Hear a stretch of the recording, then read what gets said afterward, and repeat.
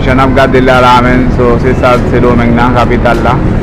J'ai gardé une nouvelle rocket machine, so tout bel bagay ça. So c'est lié. C'est Santo Domingo, capital, République Dominicaine. Nous comptons saluer déjà mes amis.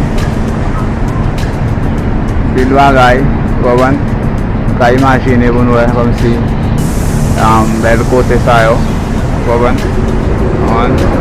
qui est plus bel côté toujours nous voyez, vous ensemble tout parce que les pays organisés à ce bagay lié.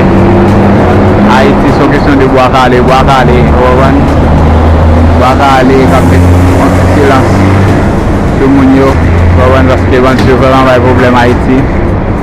Bon Dieu, vraiment un problème Haïti, ça tout le pays noir, pour ensemble tout, on est obligé à faire. Et de l'autre côté, vous n'avez pas de gens à l'aise, vous voyez. Ça nous est assez lié, c'est ça lié. C'est un Domingo, mes amis. Ok.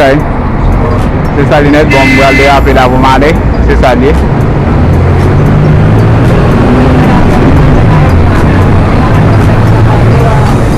Está haciendo maldad a la gente, pero como usted no tiene papeles, bueno, todo puede pasar, ¿me entiende? Pero como yo estoy pensando eso, imaginado, pero inmigración está haciendo mucho abuso también, ¿me entiende? Es por eso y yo estoy haciendo este videito para decirte, el que sea policía, cuando se para una gente, no te ponga bruto, ¿me entiendes? Porque acuerdo, ustedes no tienen, no digo, nosotros no tiene presidente, no tiene alguien que pueda hablar por nosotros. Entonces, hay que cogerlo como quiera, ¿me entiendes? Pero hay que llevarlo suave, todo es suave. ¿Me entiendes? No hay que ponga bruto para que no le dé golpe ni nada, ¿me entiendes?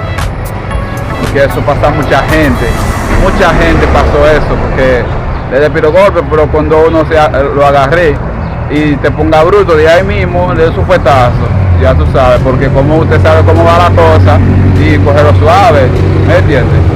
Pero ustedes son que saben, porque yo le digo eso por nosotros, ¿me entiendes? Porque yo también, pero me dio pena